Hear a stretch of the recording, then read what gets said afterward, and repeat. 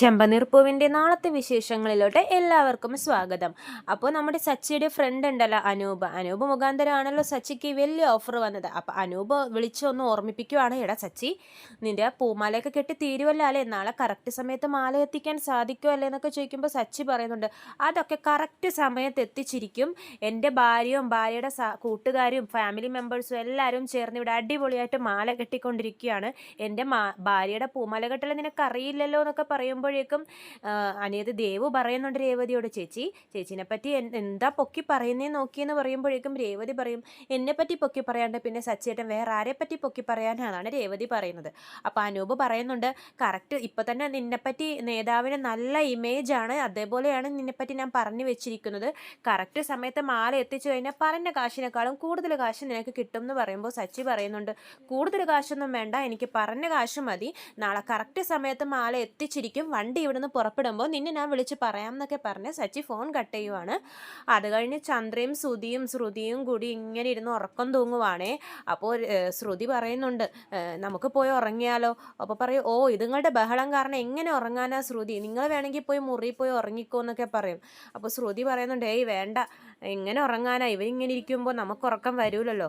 അപ്പോൾ ചന്ദ്ര വർഷയോട് പറയും, വർഷേ നിങ്ങൾ പോയി കിടന്ന് ഉറങ്ങുമെന്ന് പറയുമ്പോൾ വർഷ പറയുന്നുണ്ട്, ഇല്ല ആൻറ്റി, ഞാനിവിടെ തന്നെ ഇരുന്നോളാം, ഇവരിങ്ങനെ പൂമാല കെട്ടിക്കൊണ്ടിരിക്കുമ്പോൾ ഇങ്ങനെ സംസാരിച്ച് കമ്പനി കൊടുക്കാമല്ലോ, അപ്പോൾ ഇവരുടെ പണി തീരുന്നതും അറിയത്തില്ല, ഒരു കമ്പനിയും ആവും എന്നൊക്കെ വർഷ പറയുന്നുണ്ട്. അപ്പോൾ ചന്ദ്ര പറയും, പിന്നെ ഇവരുടെ പൂമാല കെട്ടിത്തീരാൻ 500 പൂമാലയൊന്നും ഇവരെ കൊണ്ടൊന്നും കെട്ടാൻ സാധിക്കില്ല എന്ന് പറയുമ്പോഴേക്കും രവീന്ദ്രനൊക്കെ ചീത്ത പറയുന്നുണ്ട്, എന്താ ചന്ദ്ര ഇങ്ങനെ, അവരെ നീ ഒന്ന് പ്രോത്സാഹിപ്പിച്ചില്ലെങ്കിലോ നിരുത്സാഹപ്പെടുത്താതിരിക്കുന്നൊക്കെ രവീന്ദ്രൻ ചന്ദ്രയെ ചീത്ത പറയുന്നുണ്ട്.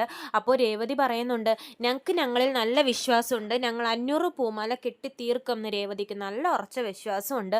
അത് കേൾക്കുമ്പോൾ എല്ലാവർക്കും സന്തോഷവും, കാരണം രേവതിയുടെ ആ വിശ്വാസമാണ് അവരുടെ കോൺഫിഡൻസ്. അങ്ങനെ അവർ പൂമാല കെട്ടിക്കൊണ്ടിരിക്കുമ്പോഴാണ് ഒരു മണിയടി ശബ്ദം പുറത്ത് കേൾക്കുന്നത്. അപ്പോൾ വർഷ ചോദിക്കും, എന്താ ഒരു മണിയടിയുടെ ഒച്ച. അപ്പോൾ രേവതി പറയുന്നുണ്ട്, അത് കുൽഫിക്കാരൻ പോകുവാണെന്ന് പറയും. അപ്പോൾ നമ്മുടെ വർഷ പറയും, ഇപ്പം നമ്മൾ ഫുഡ് കഴിച്ചതിനിട്ട് കുറേ നേരമായല്ലോ, നമുക്കൊരു കുൽഫി കഴിച്ചാലോ എന്ന് പറയുമ്പോൾ ശ്രീകാന്ത് പറയും, ശരിയാ, നമുക്ക് കുൽഫി കഴിക്കാം, എല്ലാവരും ടയേർഡായിട്ടിരിക്കുമല്ലേ, കുൽഫിയൊക്കെ കഴിക്കുമ്പോഴേക്കും എല്ലാവരും ഉഷാറാവും, വാ സുധി ചേട്ടാ നമുക്ക് പോയി മേടിക്കാം എന്ന് പറയുമ്പോഴേക്കും സുധി പറയുന്നുണ്ട്, പിന്നെ ഞാനോ, നിങ്ങളെന്തിനാ എല്ലാത്തിനും എന്നെ വിളിക്കുന്നതെന്ന് പറയുമ്പോൾ ശ്രീകാന്ത് പറയും, എനിക്കും വർഷക്കും കൂടി ഒറ്റയ്ക്ക് ഇത്രയും പേർക്കുള്ള കുൽഫിയൊന്നും കൊണ്ടുവരാൻ സാധിക്കില്ല, സുധിയും കൂടി വാ എന്ന് പറഞ്ഞിട്ട് സുധീനെ വിളിച്ചുകൊണ്ടും പോകുവാണ്.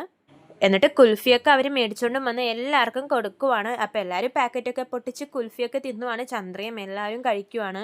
അപ്പോൾ രേവതിയോട് കഴിക്കാൻ പറയുമ്പോൾ രേവതി പറയുന്നുണ്ട്, ഏയ് കുൽഫി കഴിക്കാനൊന്നും നേരമില്ല, കുൽഫി കഴിച്ചുകൊണ്ടിരുന്ന സമയം പോകും, ഒരു കൈയും കൊണ്ടായാലും 2 കൈയും ഉണ്ടെങ്കിൽ പൂമാല എളുപ്പം കെട്ടിത്തീരുള്ളൂ, അതുകൊണ്ട് എനിക്കിപ്പോൾ കുൽഫി വേണ്ടാന്ന് പറയുമ്പോൾ ചേച്ചിമാർ പറയും, നിന്റെ ഒരു കൈ വെറുതെ ഇരിക്കുമല്ലേ, ആ ഒരു കൈയും കൊണ്ട് രേവതിക്കും കൂടി ആ കുൽഫി വായിൽ വെച്ച് കൊടുക്കാൻ പറയും.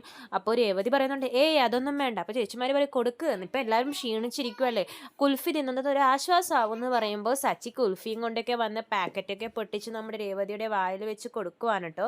ഇതൊക്കെ കണ്ട് ചന്ദ്രക്ക് നല്ല ദേഷ്യം വരുന്നുണ്ട്, രേവതിയും സച്ചിയും കാരണം കുറേ നാൾ വഴക്കായിരുന്നല്ലോ, അതുമൂലം ചന്ദ്രക്ക് നല്ല സന്തോഷമായിരുന്നു. ഇപ്പോൾ അവർ പിന്നെയും കൂടി ഈ കുൽഫിയൊക്കെ വായിൽ വെച്ച് കൊടുക്കണുണ്ടപ്പോൾ ചന്ദ്രക്ക് അങ്ങോട്ട് ദേഷ്യം വന്നു. എല്ലാവരും ഇവരുടെ ഈ പെരുമാറ്റം സച്ചി ഇങ്ങനെ ചെയ്യുന്നത് കാണുമ്പോൾ എല്ലാവർക്കും സന്തോഷമാവും, പക്ഷേ ദേഷ്യം വരുന്നത് ചന്ദ്രക്ക് മാത്രമാണ്. ചന്ദ്ര നമ്മുടെ ആരെയാ വിളിക്കുന്നേ, നമ്മുടെ ചന്ദ്രയുടെ കൂട്ടുകാരത്തി ഉണ്ടല്ലോ ബാമയൊന്നും ഇങ്ങോട്ട് വന്നേന്ന് പറഞ്ഞ് ബാമയും കൂട്ടി മുറിയിലോട്ട് പോകുവാണ്. എന്നിട്ട് പറയും, കണ്ടില്ലേ അവരവിടെ കിടന്ന് കൊഞ്ചിക്കൊഴിയുന്നത്, കുറേ നാളിരുന്നിങ്ങനെ വഴക്കിട്ടിരിക്കുമായിരുന്നു, ഇപ്പം ആൾക്കാരൊക്കെ മുമ്പിൽ ഇരിക്കുന്നുണ്ടെന്നുള്ളൊരു വിചാരം പോലുമില്ല, അവൾക്ക് ആ കുൽഫി വായിൽ വെച്ച് കൊടുക്കുവാന്ന് പറയുമ്പോഴേക്കും ബാമ ഇരുന്ന് കരയുവാണ് കേട്ടോ. അപ്പോൾ ചന്ദ്ര ചോദിക്കും, നീ എന്തിനാ ബാമയെ കരയുന്നത്. അപ്പോൾ ബാമ പറയും, സച്ചി അങ്ങനെ അവൾക്ക് വായിൽ വെച്ച് കൊടുക്കുന്നത് കാണുമ്പോൾ എനിക്ക് സങ്കടം വരുന്നു, എൻ്റെ ഭർത്താവും എനിക്ക് പണ്ട് ഇങ്ങനെയായിരുന്നു, എനിക്കെല്ലാം കിട്ടിയാൽ വാരിത്തരും, എനിക്ക് ചോറൊക്കെ ഭക്ഷണം എല്ലാം വാരിത്തരും, ഇപ്പോൾ അദ്ദേഹം എൻ്റെ കൂടെയില്ല, എനിക്ക് ഇതൊക്കെ കാണുമ്പോൾ ഒരുപാട് സന്തോഷവും സങ്കടവും എൻ്റെ ഫാമിലിയും എല്ലാം ഓർമ്മ വരുന്നു എന്ന് പറയുമ്പോഴേക്കും പറഞ്ഞ് ബാമ പൊട്ടിക്കരയുവാണ്. അപ്പോൾ ചന്ദ്ര പറയുന്നുണ്ട്, ഇനിയിപ്പോൾ നീ അതും പറഞ്ഞൊന്നും പൊട്ടിക്കരയല്ലേ, നീ അങ്ങനെ ഉണ്ടാതിരിക്കും, ഞാനൊന്നും പറഞ്ഞിട്ടില്ല എന്ന് പറഞ്ഞ് ചന്ദ്ര സംസാരം അവിടെ അവസാനിപ്പിക്കുവാണ്. കുറേ നേരം കഴിയുമ്പോഴേക്കും എല്ലാവരും ഉറങ്ങുവേ. സച്ചിയും ഉറങ്ങുവാണ്. അവിടെ മുമ്പിലുള്ള സോഫയിലേക്ക് കിടന്ന് നോക്കുമ്പോൾ രേവതി മാത്രം ഒറ്റയ്ക്കിരുന്ന് ഇങ്ങനെ പൂമാല കെട്ടിക്കൊണ്ടിരിക്കുവാണ്. അപ്പോൾ സച്ചി പെട്ടെന്ന് എഴുന്നേൽക്കുമ്പോഴേക്കും ഫോണിൽ സമയം നോക്കും. അപ്പോൾ വെളുപ്പിനെ 3 മണി. അപ്പോൾ സച്ചി പറയും, രേവതി നിനക്ക് ഉറക്കം വരുന്നുണ്ടെങ്കിൽ ഉറങ്ങിക്കൂടായിരുന്നു എന്ന് പറയുമ്പോൾ രേവതി പറയും, ഏയ് ഇല്ല, എളുപ്പം കെട്ടിത്തീർത്ത് എളുപ്പം കഴിഞ്ഞ് കഴിഞ്ഞാൽ നമുക്ക് കുറേ നേരം ഉറങ്ങാമല്ലോ. ഈ പൂമാലയൊക്കെ കെട്ടിക്കഴിഞ്ഞിട്ട് ഞാൻ ഉറങ്ങിക്കോളാം എന്ന് പറഞ്ഞ് രേവതി പൂമാലയൊക്കെ കെട്ടുവാണ്. സച്ചിക്കാണെങ്കിൽ സങ്കടം വരുവാണ് രേവതി ഒറ്റയ്ക്കിരുന്ന് പൂമാല കെട്ടുന്നത് കാണുമ്പോൾ. ബാക്കി എല്ലാവരും കിടന്ന് നല്ല ഉറക്കമാണ്. സച്ചി എന്ത് ചെയ്യുമെന്ന് വെച്ചാൽ നമ്മുടെ രേവതിക്ക് വേണ്ടി അടുക്കളയിൽ കയറി ചായ ഉണ്ടാക്കുവാണ്. നല്ല അടിപൊളി ചായയൊക്കെ ഉണ്ടാക്കി സച്ചി അങ്ങനെ കൊണ്ടുവരും, രേവതിക്ക് കൊടുക്കും. രേവതിക്ക് അത് കാണുമ്പോഴേക്കും നല്ല സന്തോഷമാവേ. കാരണം സച്ചിയേട്ടൻ ചായ ഇട്ടൊക്കെ കൊണ്ടുവന്നല്ലോ താൻ കഷ്ടപ്പെടുന്നതൊക്കെ കണ്ടിട്ട്. രേവതി എന്നിട്ട് ചായ കുടിക്കുമ്പോഴേക്കും മധുരം കുറവായിരിക്കും. അപ്പോൾ സച്ചി ചോദിക്കും, ചായക്ക് മധുരം കുറവാണല്ലോ എന്ന് ചോദിക്കുമ്പോൾ രേവതി പറയുന്നുണ്ട്, ചായക്ക് മധുരം കുറവായാലും എന്താ, സച്ചിയേട്ടൻ്റെ ഈ സ്നേഹം മതിയല്ലോ എനിക്കെന്ന് പറയുമ്പോഴേക്കും സച്ചിക്ക് സങ്കടം വരുവാണ്. എന്നിട്ട് രേവതി എന്ത് ചെയ്യുമെന്ന് വെച്ചാൽ പൂമാലകളൊക്കെ കെട്ടി തീർക്കുന്നതാണ് പിന്നെ കാണിക്കുന്നത്. പിന്നെ പിറ്റേ ദിവസം രാവിലെ രേവതിയും സച്ചിയും കൂടെ ആ പൂമാലയുടെ പെട്ടി കെട്ടിയതൊക്കെ എടുത്ത് ഒരു വണ്ടി ബുക്ക് ചെയ്തിട്ടുണ്ടായിരുന്നു. ഈ പൂമാല കോട്ടയിൽ കൊണ്ടുപോകാൻ പറ്റില്ലല്ലോ. അപ്പോൾ ഒരു ടെമ്പോ ട്രാവലർ പോലത്തെ ഒരു ചെറിയൊരു വണ്ടിയാണ് ബുക്ക് ചെയ്തിട്ടുണ്ടായിരുന്നത്. അതിൽ കയറ്റിയിട്ട് പൂമാലയൊക്കെ കൊടുത്തുവിടാൻ പോകുവാണ്. അവിടെ അറിയാലോ, നമ്മുടെ ആൻ്റണി ഏർപ്പാടാക്കിയ ആളുകൾ രേവതിയുടെ വീടിന് മുമ്പിൽ ഇങ്ങനെ കാത്തു നിൽക്കുമായിരുന്നു, ഇവരുടെ വണ്ടി എപ്പോഴാണ് പുറപ്പെടുന്നത് നോക്കിയിട്ട്. സച്ചിൻ രേവതിയൊന്നും ഇത് കാണുന്നില്ല. അവർ പെട്ടിയൊക്കെ കയറ്റി വണ്ടിയുടെ ഉള്ളിൽ വെക്കുവാണ്. സച്ചിൻ രേവതിയാണെങ്കിൽ 500 പൂമാല കെട്ടിത്തീർത്തതിൻ്റെ സന്തോഷത്തിലാണ്. കാരണം ഇതുപോലൊരു ഓഫർ ഇനി വരില്ല എന്ന് അവർക്കറിയാവേ. വരില്ല എന്ന് ഓർത്തിട്ട് അവർ അത്രയും സന്തോഷിക്കുവാണ്. സച്ചി എന്നിട്ട് പൂമാലയൊക്കെ പിടിച്ച് ആ ലോറിയുടെ ഫ്രണ്ടിലിരുന്ന് ഫോട്ടോയൊക്കെ എടുക്കുന്നുണ്ട്, നല്ലോണം പോസ് ചെയ്തിട്ട്. അപ്പോൾ രേവതി പറയുന്നുണ്ട്, എന്തിനാ സച്ചിയേട്ട ഫോട്ടോയൊക്കെ എടുക്കുന്നത്, സച്ചിയേട്ട ഞാനല്ലേ പൂമാല കെട്ടിയതെന്ന് പറയുമ്പോൾ, ഓർഡർ പിടിച്ചു തന്നത് ഞാനല്ലേ, അപ്പോൾ പിന്നെ എനിക്ക് ഫോട്ടോയൊക്കെ എടുക്കാമെന്ന് പറഞ്ഞ് പൂമാലയൊക്കെ പിടിച്ച് സച്ചി നല്ലോണം ഒരു ഫോട്ടോയൊക്കെ എടുക്കുവാണ്. എന്നിട്ട് പെട്ടികളെല്ലാം ലോറി കയറ്റിയിട്ട് ആ ഡ്രൈവറോട് പ്രത്യേകം പറയുന്നുണ്ട്, വണ്ടി എവിടെയും നിർത്താൻ പാടില്ല, ഒരു കാരണവശാലും നിർത്തരുത്, കറക്റ്റ് സമയത്ത് ആ സമൂഹ വിവാഹം നടക്കുന്നിടത്ത് ഈ പൂമാല എത്തിയിരിക്കണം, നിന്നെ വിശ്വസിച്ചിട്ടാണ് ഞാൻ ഈ പൂമാലയൊക്കെ കയറ്റി വിടുന്നതെന്നൊക്കെ പറയുന്നുണ്ട്. ചന്ദ്രക്ക് ഇതൊക്കെ കണ്ട് നല്ല ദേഷ്യം വരുന്നുണ്ട്. കാരണം ചന്ദ്രക്ക് കുശുമ്പാണല്ലോ. പൂമാലയൊക്കെ കയറ്റി വിട്ട് സമാധാനത്തിൽ രേവതിയും സച്ചിയും കൂടി അങ്ങനെ ഇരിക്കുവാണ്. എന്നിട്ട് സച്ചി കുളിക്കാൻ വേണ്ടി പോകുവേ. അപ്പോഴേക്കും ഈ ആൻ്റണിയുടെ ആൾക്കാർ ലോറി വിടുമല്ലോ. ലോറിയുടെ പുറകിൽ ഇവരിങ്ങനെ ബൈക്കുമായിട്ട് പോവും. സച്ചിയൊന്നും ഇത് ശ്രദ്ധിക്കുന്നില്ല. കാരണം അങ്ങനെ ആരും ഇങ്ങനെ വരുമെന്ന് അവർ ഓർക്കുന്നില്ലല്ലോ. അപ്പോൾ അങ്ങനെ അവർ അവരിങ്ങനെ ലോറിയുടെ പുറകെ പോകും. ഒരു സാഹചര്യം കിട്ടുമ്പോൾ ആ ലോറി തട്ടിയെടുക്കാനുള്ളൊരു പരിപാടിയാണ് അവരുടേത്.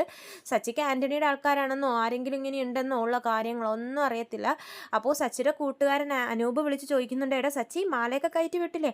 ആ അതൊക്കെ കയറ്റി വിട്ടു, അതൊക്കെ കറക്റ്റ് സമയത്ത് എത്തിക്കോളൂ എന്ന് സച്ചി പറയുവാണ്. എന്നിട്ട് സച്ചി കുളിക്കാൻ വേണ്ടി പോകുകയും അപ്പോഴേക്കും ഇടയിൽ വെച്ചിട്ടാണ് ഈ വണ്ടി ഒന്ന് ബ്രേക്ക് ഡൗൺ ആകുന്നത്. അപ്പോൾ ഈ ലോറി ഡ്രൈവർ ഇങ്ങനെ പുറത്തിറങ്ങി നോക്കുമ്പോഴേക്കും ആൻ്റണിയുടെ ആൾക്കാർ വന്ന് വണ്ടിയെടുത്ത് സ്പീഡിൽ പോകുവാണ്.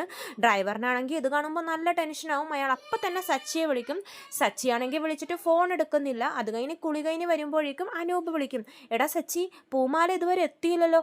അപ്പോൾ സച്ചി പറയും, ഞാൻ നേരത്തെ എത്തേണ്ട സമയം കഴിഞ്ഞല്ലോ, ഞങ്ങൾ നേരത്തെ തന്നെ കൊടുത്തു വിട്ടു, ഇതുവരെ എത്തിയിട്ടില്ല പൂമാല എന്ന് പറയുമ്പോൾ ചിലപ്പോൾ ട്രാഫിക് ബ്ലോക്കിൻ്റെ ആയിരിക്കും, ഞാൻ അയാളെ ഒന്ന് വിളിച്ചു നോക്കട്ടെ എന്ന് പറഞ്ഞ് ഡ്രൈവറെ വിളിക്കുമ്പോഴാണ് സച്ചി ആ ഞെട്ടിക്കുന്ന രഹസ്യം അറിയുന്നത്. കാരണം വണ്ടി മിസ്സിംഗ് ആയി.